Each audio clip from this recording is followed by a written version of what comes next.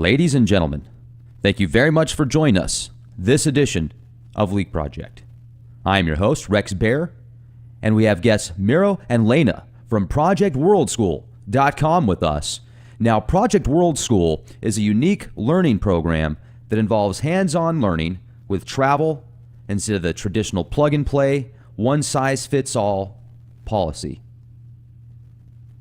Now, Miro and Lainie, our mother and son, share their adventures from the road of life, discussing issues of humanity, global citizenship, unschooling, and world schooling.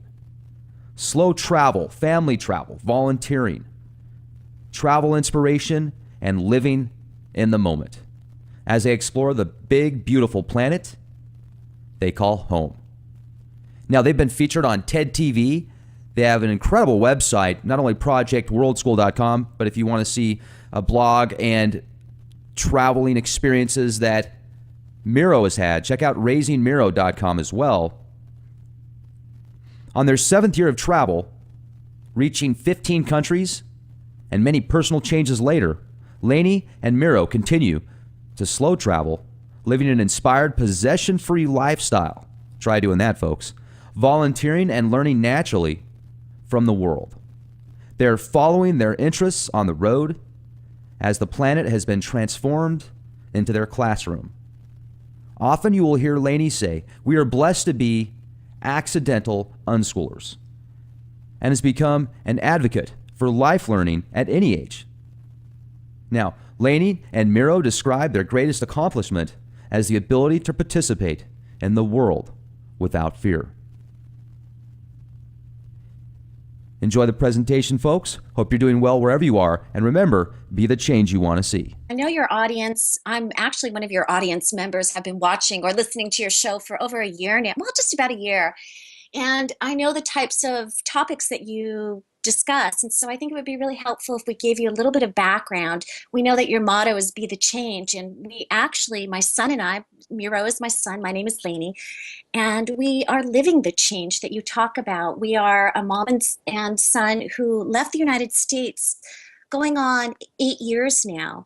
And we left the States because I was starting to wake up spiritually, and I was very what's the word I'm looking for? Disconnected with the culture, disconnected with the capitalism, disconnected with absolutely everything that was happening. And in 2008, when the economy crashed, we took that as an opportunity to be that change.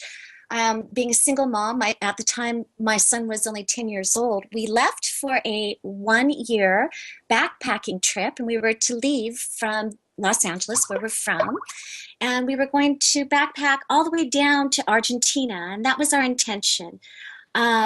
Just so you know, we still have not made it to Argentina, and we just started our 8th year. So sometimes the best, led intentions, plans change, and that's part of what we want to talk about. We want to talk about how life unfolds. We want to talk about how it looks to disconnect from the matrix, how it looks to live as authentically, as true to oneself as you can, and to live without possessions, and to live with freedom, and also to challenge what modern education looks like. I'll move into our story, but we've since become activists for alternative education, and we've discovered through our travels that by following our passions, this is a true form of education.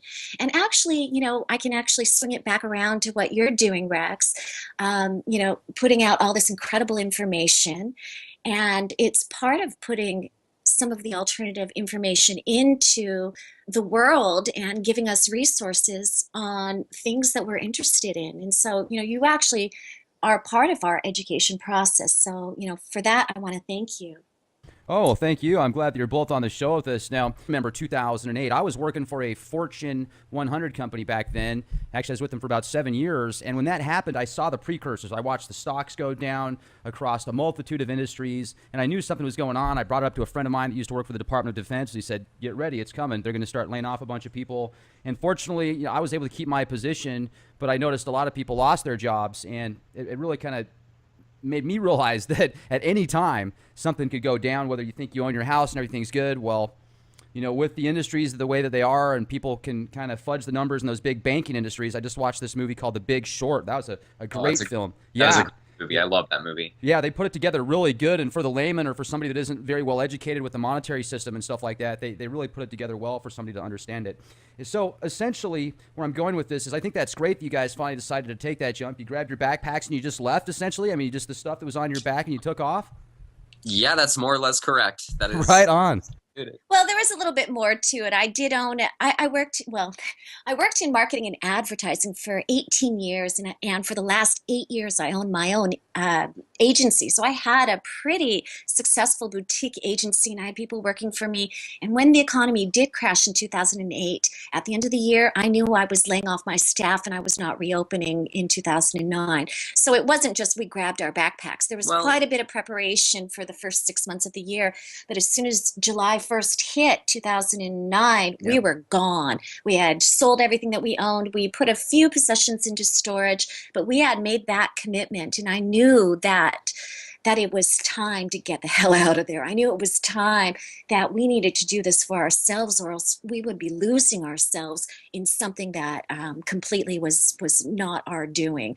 And I don't mean to sound so incredibly dramatic, but from the sense of knowing that this was our path and being able to listen to it and feeling that, because I was working in marketing and advertising, that this sense of what I was contributing to consumerism and how I was becoming so anti-consumeristic. And my son and I were just not happy with where we were. And to be able to take that opportunity to just change and get out and do something we knew that we needed to do, and did it and trusted the world. It was incredible and it was freeing.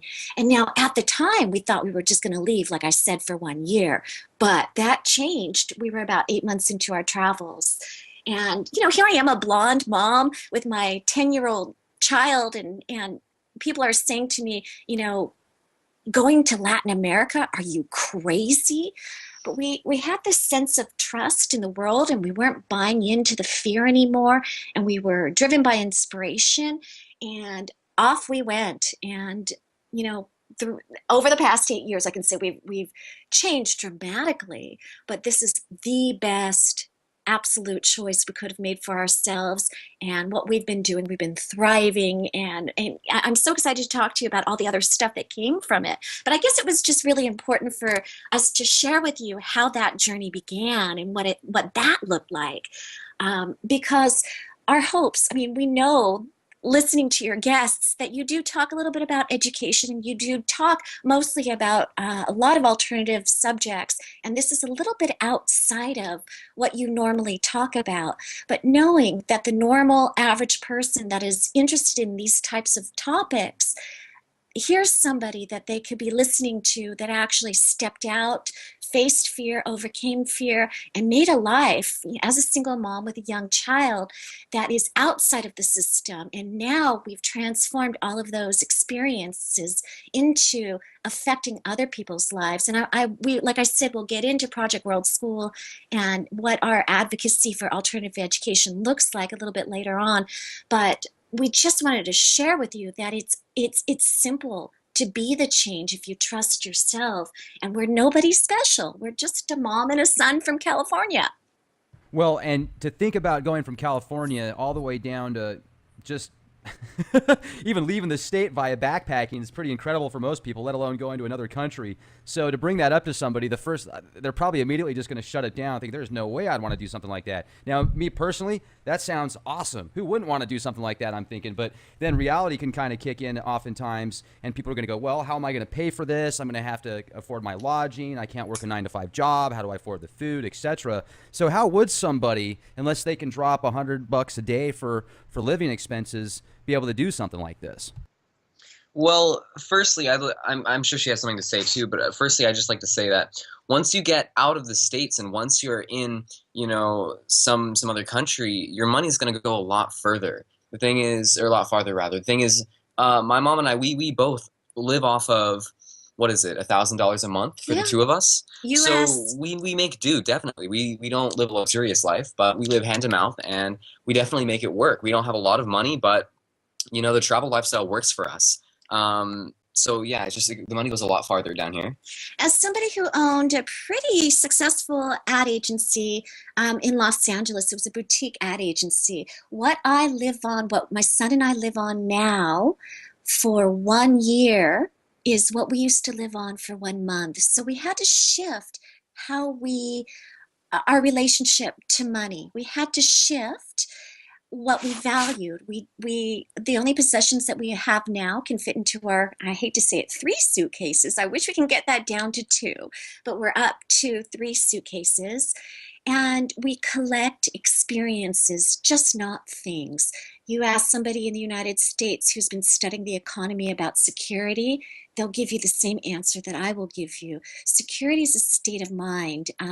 We may not have traditional security, but we've got security in our minds where we know that we'll always be okay. We know that we will always have the freedom to move to somewhere that if it's not okay where we are, we will go somewhere where it is okay. So that to me is greater security than watching the economy go up and down and always wonder if and when it will indeed crash. So I know there are many people that believe it's inevitable, and those are the people that are holding on to what they believe will keep them secure. And if it's what they have in their bank account, they're going to really be faced with a huge trauma. I mean, I'm not saying that this is the only way to create security, but for us, we feel absolutely secure in the lifestyle that we've chosen. You asked how somebody can earn, $1,000 a month. A little bit later on, I'm going to talk about what our businesses and the retreats and the lives that we're changing through the work that we're doing. And we have created a way and created value to sustain ourselves. And I think in any situation, sustainability is the key. It's just a matter of measuring what is your what do you need to be sustainable? What do you value? What do you need to survive? And how much effort and how much of your life are you willing to give to create that? Yeah, that's great. And I'm on your website right now, projectworldschool.com. Beautiful website, by the way. And it looks like, yeah, absolutely. You've got some different organic farm, live off the grid segments here, which I think is great. And then there's one on Peru, Machu Picchu. That would be an amazing place to visit. And I would bet that over 90% of the people out here in the U.S. will never have an opportunity or never take advantage of the opportunity, I should say, to go out there. And that is one place that definitely needs to be checked off the list, because just the energy from what I hear. Is it the energy different? Let me ask you this. You've been to a lot of places, and you go to different locations. I haven't been much out of the U.S., but I've certainly explored the majority of the United States. And I can feel different energies sometimes if I'm in Sedona, Arizona versus Las Vegas, or if I'm in the high Rockies in Colorado, etc. Do you notice, like at almost a spiritual level, the energies are heightened at certain locations? And what's Machu Picchu like? I would say, to answer your question, most definitely. The energies in all the different countries we've been to have been so astronomically different than even to each other, but so different to the energy that you can find in the States as well. It's very interesting. And I would have to say Peru's energy is almost intoxicating. We haven't been able to really separate ourselves from Peru. I almost identify as being mostly Peruvian now at this point, because it's basically our home. It's a place that we always come back to just because of that, that sweet energy. And yeah, no, Machu Picchu is definitely a very energetic place. I hear you mentioned Sedona, and people believe that Sedona is like an energy vortex. Well, I would kind of argue a very similar thing for Machu Picchu, Peru. I would say it's a place that pools this energy, and it's really quite intense when you're there. There's so much we can talk about. My son and I have studied the Andean mysticism. We've studied the ancient cultures from Mexico all the way on down, and we've actually had the opportunity to meet and study many of the great alternative researchers. We're kind of jumping ahead of ourselves, but one of the things that I wanted to share with you and the audience is we're traveling. We started when my son was 10 years old. He is now just about ready to turn 18. Um, and I had to, as a parent, decide what my son's education was going to look like. I knew intuitively for the first year of travel that of course he would learn way more than fifth grade could ever offer through 1 year of travel. And together, when my son and I decided as partners to continue our trip, we were about 8 months in and we were living in Guatemala and just absolutely enthralled with the culture and everything that we were learning. And we looked at each other and we made a decision. Yeah, why do we have to go back? You know, there's really nothing about our old lifestyle that was calling us to go back. And anything that we had in storage, we knew that we could get rid of because, well, we'd lived without it for 8 months already at that point and knew that we didn't really need it. So it wasn't the stuff that was bringing us back. We had already disconnected. Family, my son and I are our own families, so you know we have scattered family throughout the states, but really we were the you know the important part of our family, not really close with the outside family. And for us, it just felt right, and we knew that was right. But like I said, as a parent, my job was to make sure that my son was educated.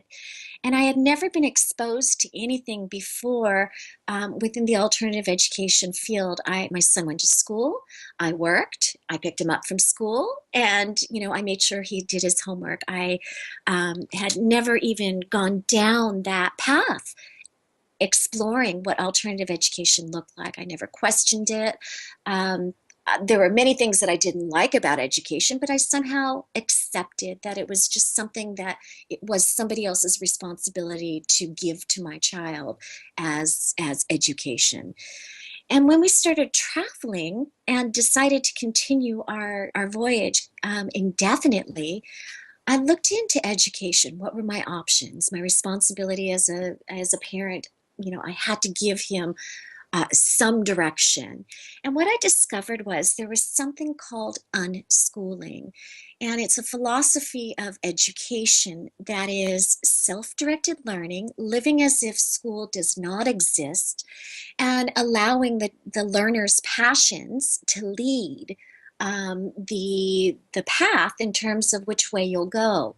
And so I read and listened to podcasts and interviews and read and then joined groups and did all the research that I could do. And I became very excited about what I was learning with this form of education. And Miro and I talked it over, and he's like, hell yeah, this is what we're doing.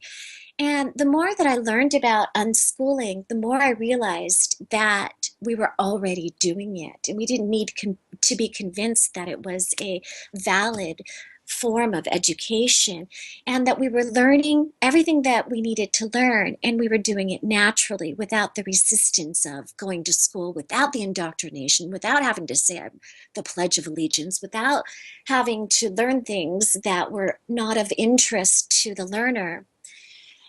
And the incredible thing was I realized that through the joy of traveling and having these incredible experiences, I too was learning. And somehow I was invited to go back and become a learner as well. So through traveling, we decided that we were going to be partners in learning, that every day there was an opportunity to learn something. We have this incredible tool called the internet. We have, YouTube, we have books, we have every resource that we need in order to research anything that we're perhaps interested in. And all we have to do is be present and available in our own lives to look around. And since we had decided to be partners, we would support one another in this learning journey. And so that became our path. And that's when we started our website, Raising Miro on the Road of Life. And through that, again, people were, first of all, really surprised that a single mom with a young son can do this by herself in Latin America. And then they started to follow us because it became inspirational, and we started talking about all the things that we were learning. And because we started then to identify with being natural learners or unschoolers, people would find us through Googling and searching for unschooling. And through that, we started to share more about our education and learning naturally. And I started to write articles at some of the education magazines. And eventually, we started to speak at conferences about this form of education. And now we've become true advocates for something called natural learning or unschooling, or as we like to call it now, world schooling.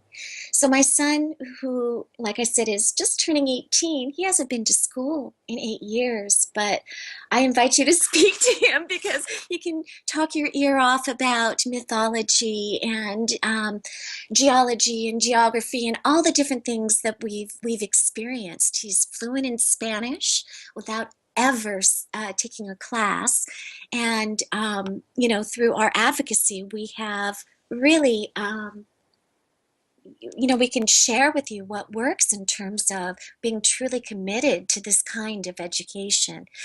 So I'll leave it there and see if you have any questions. Sure. And I just want to say, I mean, you're definitely, it's got to be an exciting lifestyle. And to learn at the same time as be able to experience, I can't think of a better opportunity. Now, if you look at the European lifestyle, they typically go on vacation 4 to 6 weeks a year. They have what's called holiday. It's funny because certain places like out in the Four Corners area around New Mexico and Utah, Arizona, Colorado, where everything meets up there, you'll see oftentimes in the summer, most of the people that are visiting that area are from Europe. They're from France or Italy or somewhere overseas, and you're talking to them and they're just amazed at the experience. And then I meet so many people on a daily basis that they just live that grind where they work, they go home, they go to bed, they work, they go home, they go to bed, etc. They don't really leave their zip code, and they deal with their bills and issues at home constantly.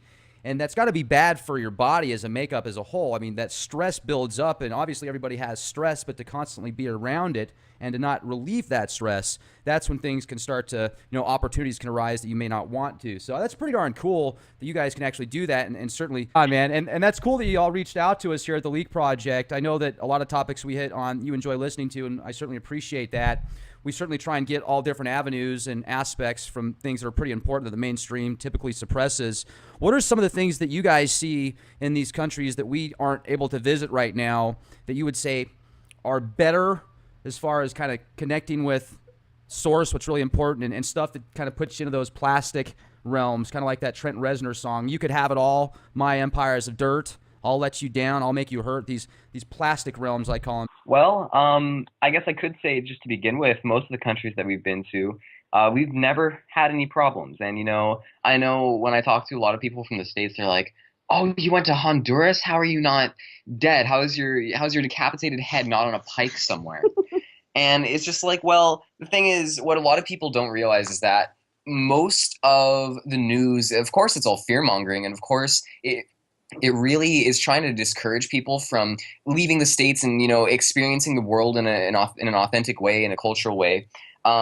It's mostly propaganda, and it's seriously ridiculous to the point where, like, no, I did not have any problems when I was in Honduras. We were there directly after the military coup, and we didn't have any problems. No, we had a great time there, actually. Or Nicaragua, and in Nicaragua, or Guatemala, all these different places. So, to me, it really just goes back to the fear-mongering media. And I would say these places have been painted in such a different light that it's just really not the case. It's just the people who live there are people, and they're very authentic. Sure, there are people out there who will commit crimes, but there are the same people in the States, too. I actually feel safer being outside of the States than, being in it.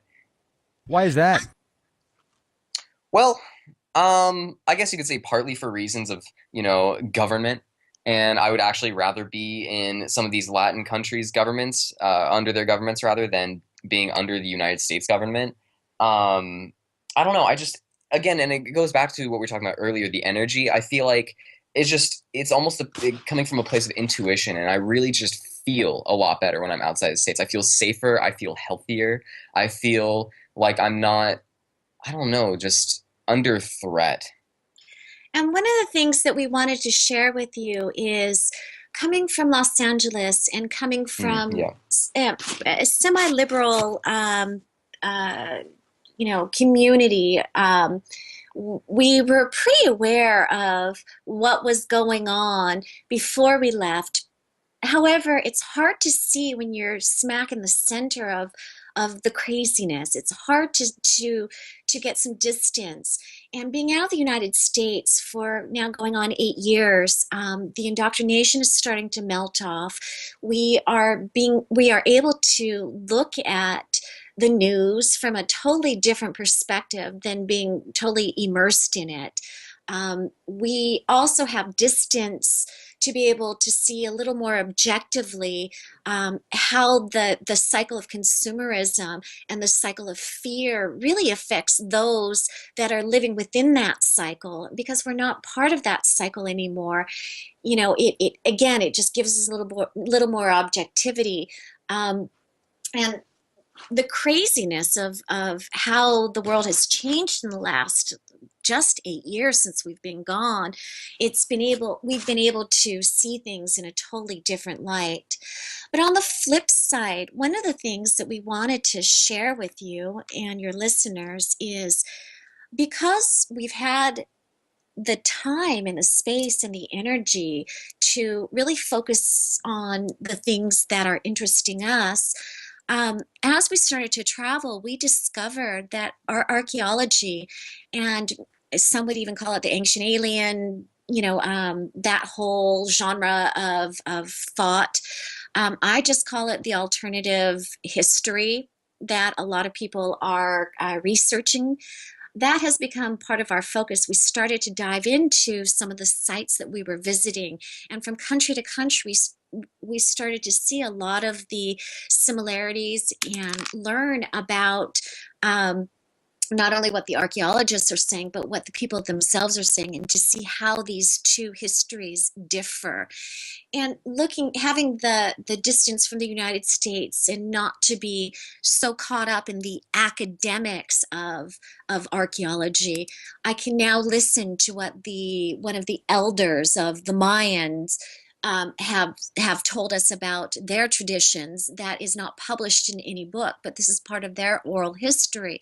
So to be able to have the ability to be open and to broaden our spectrum based on the interest, because we're visiting these beautiful energetic places in Mexico, Honduras, Guatemala, and we're looking at how these places are built, looking at studying now the traditions, and somehow not jiving with what the tour guides are telling us. And we'll get to that in Peru too, because Peru has a huge branding issue in terms of their history.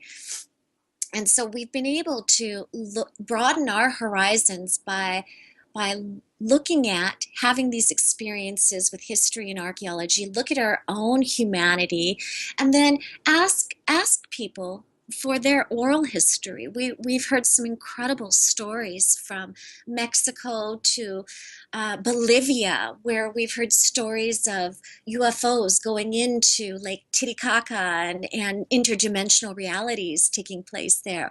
We've also heard the same sort of stories here in Peru, and we've even studied with some of these alternative researchers that are well known in their own country, but are not part of the official story. So almost like the interviews that you put out, it takes a lot of discernment, but the more information that you have, the greater, the grander, the wider your vocabulary or your encyclopedia becomes. Whether you believe it or not is not really the question at that point. And what we've learned is that part of learning is discovering, part of learning is exploring, part of learning is enjoyment, and also part of learning is discernment. And my son and I have done that together on topics that interest us, like archaeology, like history, like the mysticism of our ancients, and some even call it, ancient aliens. Some people will call it that, other people will scoff at that. But I would just say it's just yet another option to all of the hands-on education that we're getting through travel. Yeah, and also, what are the people like out there as far as some of the topics we discuss here at the League Project? Are they more open-minded or less? Well, it depends who you're talking to.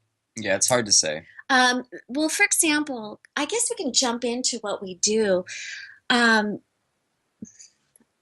let me just give you a little bit of background as to our Project World School project, and then I'll share with you specifically the retreat that just ended 3 days ago for a group of 11 teenagers. So what we started to do because of our advocacy for alternative education. My son, I told you we left when he was 10. When he turned 14, we had already had a pretty big following in terms of readers on our blog and people that knew who we were, and some of the Facebook groups that we hosted. We decided that my son, well, Miro decided at that point that it was really difficult for him to create community. And we decided that we didn't want to go back to the States because we had discovered such freedom, and it was, this lifestyle was really working for us, and we were both thriving. But the problem was he was having a hard time creating community or making friends as teens do. And if you can imagine traveling the world with his mom. So we Right. decided to invite teens that were unschooled or home, which is a form of homeschooling, to join us. And we hosted our first retreat in Cusco, Peru, and that was 4 years ago.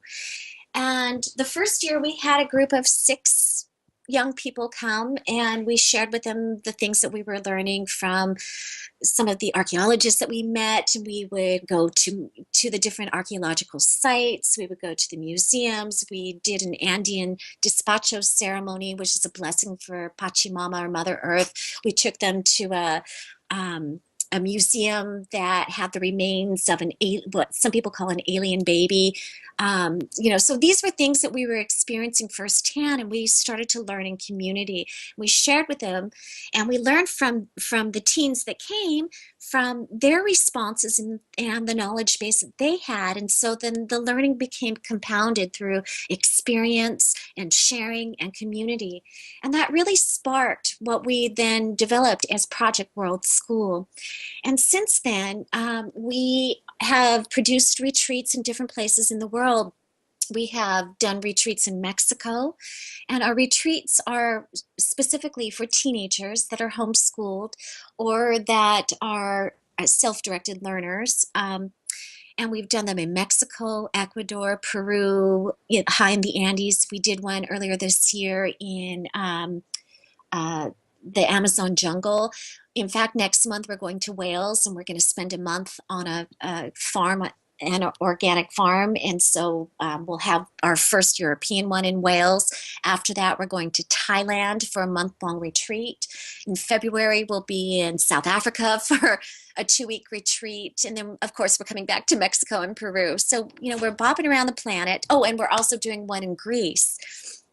So we're bopping around the planet, creating these month-long retreats that really are experiential learning. And the idea of coming together and having these learning experiences as a community has really shifted the way that we approach education. We just finished up, like I said, 3 days ago, a teen retreat. That was a month-long retreat with we were a group of 11 people, 9 teenagers and 2 facilitators, 2 adult facilitators. And some of the things that we did was we hired an alternative archaeologist. His name is Jesus Gamara. He's huge. He's huge in Peru, but the general public really do not know who he is because he and his father's research has been suppressed because it doesn't follow the traditional story of Peru being the land of the Incas, the land where the Incas built everything. And he and his father, Jesus Gamara is in his 70s now, and his father has passed away, but his father is one of the eminent researchers in the ancient ruins here in Peru, and he believes that this is the original land of Babylon, actually. And he believes that there are three ages of the earth. One of them is called Harinpacha, which means that the earth was much smaller and it had a different physics, and the inhabitants of the earth were people were actually, they were interdimensionals. They were energetics. Energetic interdimensionals. Then the second age, where the earth got a little bit larger, he believes those are the Urinpacha, and those are the builders of Those are the giants, the demigods. the demigods that they talk about in Greek mythology. In most mythologies, and actually. Also, Gerald Clark, who's been on your show quite a bit, talks about this as well. And this was the land of the demigods. And then the third age is where we are now. And again, going back to whether or not you believe this particular theory or not is not really important. We now have all this information to look at these giant stones, to feel the energetic places and have a different explanation. So we were able to share with our group of teens this mind expanding experience. And for them, a lot of them were very scientific and Very skeptical and cynical. But we've expanded their knowledge base, and now they've got something different and something new to consider. And the good thing about working with homeschoolers or unschoolers, they're not indoctrinated. So they didn't have to do a lot of the unlearning. But what they do have is a great sense of discernment where they can decide what works for them and what doesn't. So that's just kind of I gave you a lot of information about what we're doing, but I felt like I had to give you the foundation of why we're doing what we're doing and then what it looks like in order for you to really get a sense of the gift that we're giving to these teenagers that have these incredible experiences. It's not just tourism. It's like these immersive learning experiences that help you decide how the world looks to you. Yeah, absolutely. And do you teach stuff like farming as well, and different ways to live off the land? Or I'm just looking at your website right now, projectworldschool.com, and there's this one section that says Wells Organic Farm, live off the grid. Well, see, the topics that we cover, it differs vastly from retreat to retreat. So, for example, the Wales retreat that we're doing pretty soon, actually, that one is going to be primarily about how to live off of the land, how to farm, how to forage from the wilderness, how to build a house. We're building, a house. How to start fires, that kind of stuff. For the Peru one that we just did, we cover all kinds of things like Andean mysticism. We do like Andean instrument making. We hike a lot. We lived on a farm with an indigenous family. We made kui. Homestay. Do you know what kui is, Rex? Is that like kombucha tea? I have No, idea. it's a lot different than that. It's guinea pig, and it's a delicacy in Peru. Oh, fermented guinea pig? No, it's not fermented. Oh, okay, cool. Yeah, no, so we stayed with the family on their farm, and we selected the guinea pigs that It was pretty cool. that we were gonna eat, and we wrung them out and we dissected them. We took out the organs. We cleaned out the intestines, which we then used for a sauce. It was a really good process, and we did the entire process with the whole group. It was a very hands-on experience, and I'd say that's better than a biology class right there. It's got purpose. There's a reason to do it, and it's a hands-on learning experience. I noticed you said, or when you were asking the question, you asked, well, what do you teach? Well, our philosophy is we don't like to teach anything. We believe that we are all partners in this learning endeavor, and that's why we don't teach these things, but rather we experience these things with everyone there, and we experience them, and we learn through experiential learning. And so for those that are interested in archaeology, they'll come to our Peru retreats.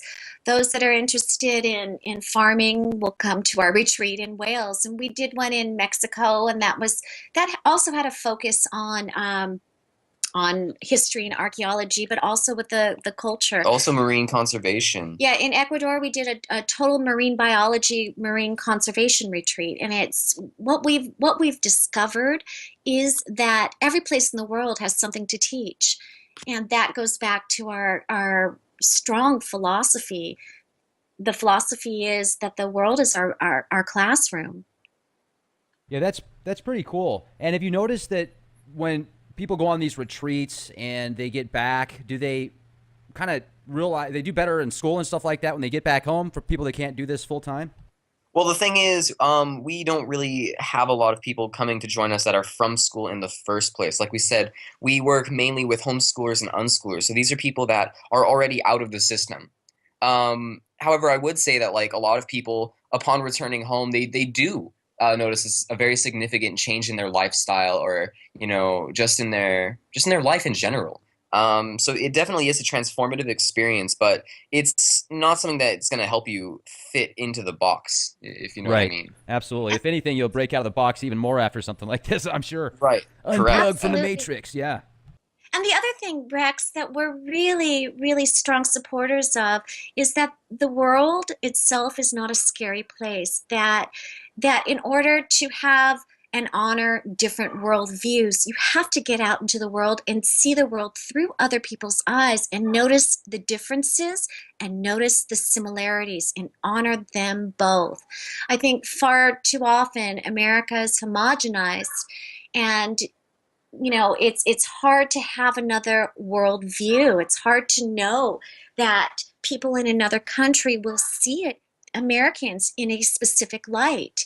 And only those that travel and those that can create, more peace in the world through traveling, those are the people that are going to change the world. They're going to do it because they're going to see that the similarities are greater than the differences, and the differences are to be cherished, not to be afraid of. And that will indeed create a more peaceful planet. I'm sure of it. Absolutely. And what would you like to share with our audience the last 10 minutes or so before we close out tonight that you feel would be important to, and an impact with what you guys are doing? Well, I really didn't talk too much about the dangers of the education system in the States right now. But if you look around you, the one thing that the education does not do, and I think it needs to do, is American education. Americans need to be able to be empowered to question everything.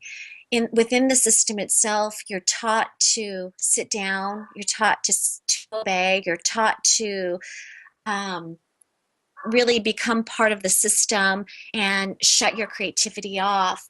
I think if we get back to who we are as natural learners and curious people and creative people, and if we look at the world around us as the biggest classroom, that's going to be the change. That's going to be the future that we need. We do not need more drones. We do not need more sheeple. We need people that are creative and innovative. We need those people to be our future. And go ahead. Yeah, no, and I just want to say on top of that, I said, don't let fear stop you from living the most authentic portion of your life, and that is your travels abroad. And my philosophy personally is that if the entire world, if more of the population traveled, we would live in a more peaceful world. And that's because it's hard to bomb people It's hard to bomb other countries that are filled with people just like you, and that are authentically good people and that you know them to be.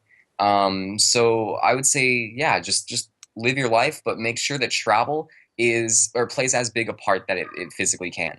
And question everything. Have the faith in yourself to be able to question everything that you've been taught, spoon-fed, and authority as well. Yep. Right on. And for those that have an opportunity to listen to this broadcast, I'd strongly recommend checking out projectworldschool.com. You can see for yourself more in depth what this is about. And also go to leakproject.com. If you subscribe to Leak Project, you'll have access to exclusive content. You can also become a member at youtube.com/clandestine time lord.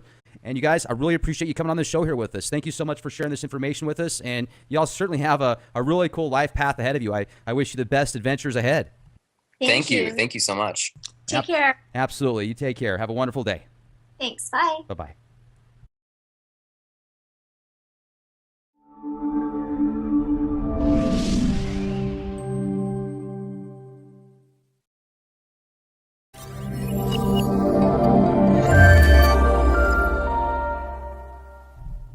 Ladies and gentlemen, thank you very much for joining us this edition of Leak Project.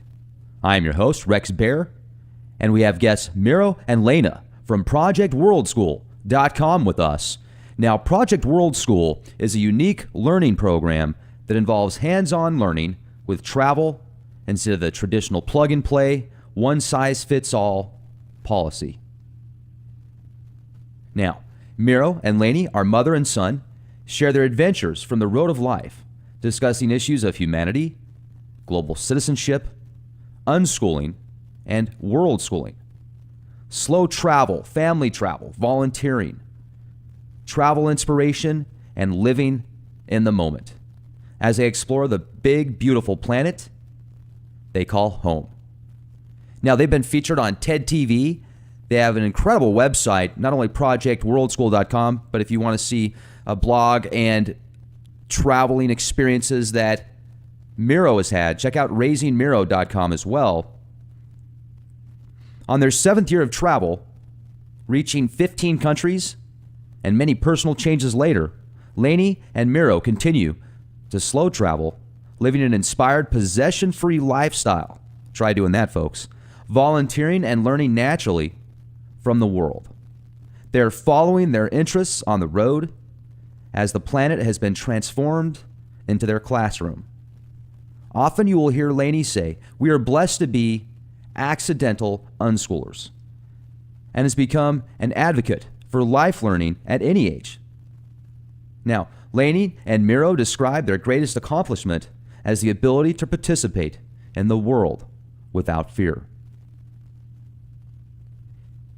Enjoy the presentation, folks. Hope you're doing well wherever you are. And remember, be the change you want to see. I know your audience, I'm actually one of your audience members, have been watching or listening to your show for over a year now, well, just about a year.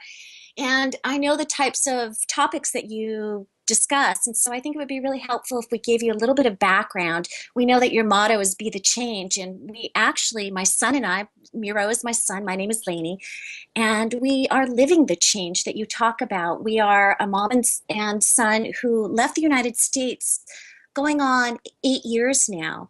And we left the States because I was starting to wake up spiritually, and I was very what's the word I'm looking for? Disconnected with the culture, disconnected with the capitalism, disconnected with absolutely everything that was happening. And in 2008, when the economy crashed, we took that as an opportunity to be that change. Being a single mom, at the time my son was only 10 years old, we left for a 1-year backpacking trip, and we were to leave from Los Angeles, where we're from, and we were going to backpack all the way down to Argentina, and that was our intention. Just so you know, we still have not made it to Argentina, and we just started our 8th year. So sometimes the best, led intentions, plans change, and that's part of what we want to talk about. We want to talk about how life unfolds. We want to talk about how it looks to disconnect from the matrix, how it looks to live as authentically, as true to oneself as you can, and to live without possessions, and to live with freedom, and also to challenge what modern education looks like. I'll move into our story, but we've since become activists for alternative education. And we've discovered through our travels that by following our passions, this is a true form of education. And actually, I can actually swing it back around to what you're doing, Rex, putting out all this incredible information. And it's part of putting some of the alternative information into the world and giving us resources on things that we're interested in. And so, you actually are part of our education process. So, for that, I want to thank you. Oh, thank you. I'm glad you're both on the show with us. Now, remember 2008, I was working for a Fortune 100 company back then. Actually, I was with them for about 7 years. And when that happened, I saw the precursors. I watched the stocks go down across a multitude of industries, and I knew something was going on. I brought it up to a friend of mine that used to work for the Department of Defense. And he said, get ready, it's coming. They're going to start laying off a bunch of people. And fortunately, I was able to keep my position, but I noticed a lot of people lost their jobs, and it really kind of made me realize that at any time something could go down, whether you think you own your house and everything's good. Well, with the industries the way that they are, and people can kind of fudge the numbers in those big banking industries. I just watched this movie called The Big Short. That was a great film. That was a great movie. I love that movie. Yeah, they put it together really good. And for the layman or for somebody that isn't very well educated with the monetary system and stuff like that, they really put it together well for somebody to understand it. So essentially, where I'm going with this is I think that's great that you guys finally decided to take that jump. You grabbed your backpacks and you just left, essentially. I mean, just the stuff that was on your back and you took off? Yeah, that's more or less correct. That is right on.